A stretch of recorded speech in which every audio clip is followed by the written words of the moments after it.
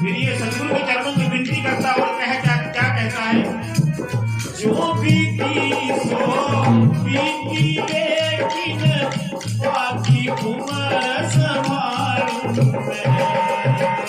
जो बीती सो बीती लेकिन बाकी उम्र संभालूं मैं।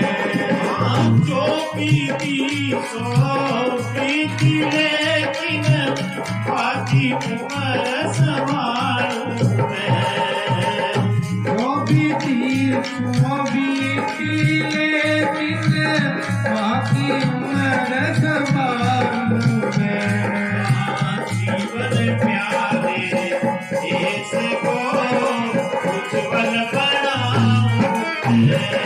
तेरे दर को छोड़ के किस दर जाऊं मैं।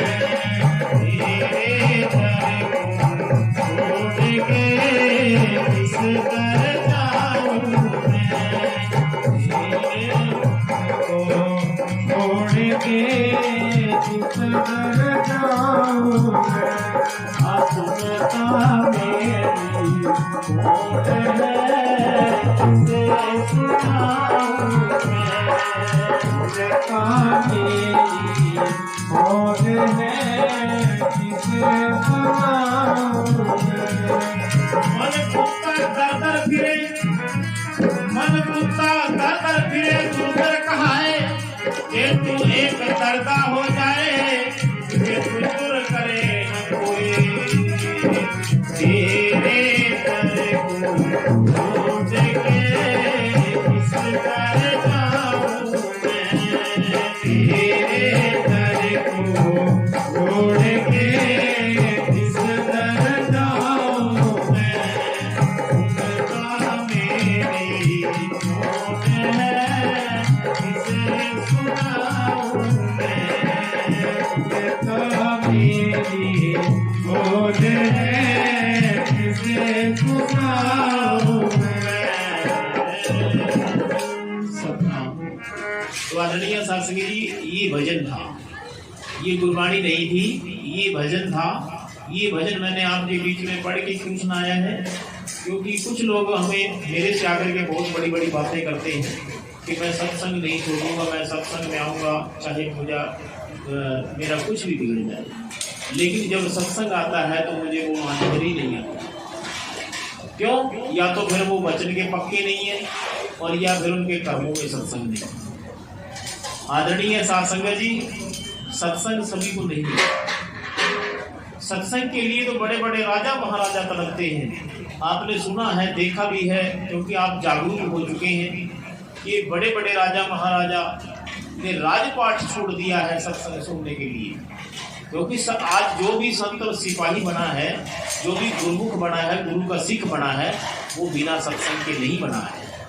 क्योंकि सत्संग ही एक ऐसा महान तीर्थ है जिसमें कौवा आता है और हंस बन के जाता है। सत्संग ही एक ऐसा सरोवर है कि जिसमें कौवा आता है, हंस बन के जाता है। कौवा कौन है? कौवा की संज्ञा किसकी दी है? कौवे को किसकी संज्ञा दी है? कौवे को उसको दी, कौवे की संज्ञा उसको दी है जो बुगली की तरह बाहर से सफेद है, मन के काले। मन के अंदर क्या है? मांस, शराब, चोरी, जारी, चुगली, निंदा, हिंसा, द्वेष, कपट। इनको सत्संग नहीं मिलता। जो इस तरह की वृत्ति के लोग हैं, जो मांस खाते हैं, शराब पीते हैं, चोरियां करते हैं, जारियां करते हैं, चुगलियां करते हैं, निंदा करते हैं, उनको सत्संग नहीं मिलता। क्यों? उनको अच्छा नहीं लगता। झूठ बोलते हैं, उनको सत्संग अच्छा नहीं लगता।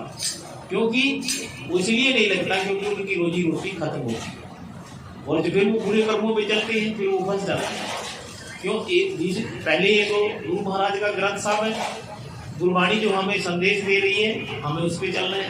अभी जब उससे बाहर जाएंगे तो फिर दूसरा हमारा बाबा साहब जी का ग्रंथ है, जो हमारा संविधान है, वो बाबा साहब जी का ने जो बनाया ग्रंथ, वो संविधान है हमारा। अगर जब संविधान से बाहर जाएंगे तब भी हमारे को जेल हो जाएगी, पकड़ लेगा, पुलिस पकड़ लेगी।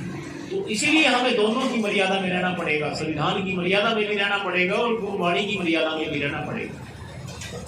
तो यही बात मैं इसलिए मेरे याद आ गई थी, ये दो लाइनें, कि भी मेरे पाप कर्म ही तुझसे प्रीत न होने देते हैं। क्योंकि आदरणीय शासक जी, कभी जो चाहूँ मिलूँ आपसे, रोक मुझे बोलती है। अगर जो हम मिलने के लिए आए सत्संग में, सदगुरु से मिलने के लिए आए, सत्संग में आए, तो हम नहीं आ सकते। क्यों? हमारे जो कुकर्म है, जो हमारे बुरे कर्म हैं, हमने बुरे कर्म किए हुए हैं, तो वो दीवार बन के खड़े हो गए, वो हमें सत्संग में नहीं आने देते। इसलिए आदरणीय शासक जी, और फिर हम क्या कहते हैं, इसके कर्म में सत्संग नहीं है, अरे क्या गया सत्संग में, वहाँ तो महात्मा जी बस यही बातें सुनाएंगे, वो हमने सुनी हुई है। अरे नहीं, जब हम गुरु महाराज का सत्संग, आज हमें कुछ और बात मिली है, अगली सत्संग में हमें कुछ और बात मिलेगी, उससे अगली में हमें कुछ और बात मिलेगी। जो जो हम धीरे धीरे आहिस्ता आहिस्ता हम सत्संग में आते रहेंगे तो हमें अभ्यास हो जाएगा। जैसे गुरु जी ने कहा है, करत करत अभ्यास के जन्म की भय विद्वान, रसरी आवत दाऊद से सिर पड़कर परेशान। जैसे लेजू कितनी कमजोर होती है और जो मण होता है वो पत्थर का होता है कुएं के ऊपर, जब लेजू वहाँ बार बार चलती है तो उस मण के अंदर भी बाढ़ पाती है, वहाँ पर भी वो कटाक्ष कर देती है, काट देती है उसको। क्यों काट देती है? लेजू इतनी नाजुक है और मण कितना शक्त है, क्योंकि बार बार अभ्यास कर रही है। तो इसीलिए हम बार बार सत्संग में आएंगे। तो आदरणीय सत्संग जी, आज हमारे मन में कुछ और बात आई है, मन संतुष्ट हुआ है, क्योंकि अध्यात्म ज्ञान जो वेदांत ज्ञान है, अगली बार आएंगे तो कुछ और आएगा। तो इसीलिए हमें समझना है, हमारे गलत कर्म किए हुए वही हमारे को सत्संग में नहीं आने देते, बहाने बढ़ जाते हैं। अब देखिए आज के दिन कितने मेड़ हैं, कितनी रस्म पकड़ियाँ हैं, बस उनको बहाना मिल गया है तो हम उधर चले गए, वहाँ भी जाना जरूरी था नहीं। तो आदरणीय सत्संग जी, क्योंकि मेरी रिश्तेदारी में भी कोई मर रहा होगा, मेरी भी रिश्तेदारी में कोई ना कोई तो मरता होगा, लेकिन मैं आपको यहाँ हाजिर मिलता हूँ। मैं क्यों नहीं जाता? क्यों? मेरे कर्म में सत्संग है, मेरे कर्म में सत्संग है, मुझे सत्संग मिलेगा। जैसे हमारे आव भाव बढ़ेंगे वैसे ही हमारा वो फल मिलता चल जाएगा। तो इसीलिए आदरणीय, जैसे हमने सोचा वैसे ही हम पाएंगे। तो इसीलिए आदरणीय सत्संग जी, सब कर्मों का खेल है, हमने अपने कर्मों को अच्छे बनाना है, शुद्ध बनाना है, अच्छे कर्म करने हैं। जब हम अच्छे कर्म करेंगे तो हमारे को फल भी अच्छा मिलेगा। बोलिए सतगुरु रविदास जी महाराज की। देखिए अच्छा कर्म करने वाले को क्या मिलता है, गुरु साहब क्या कहते हैं, देखिए। बोलिए सतगुरु रविदास जी महाराज की।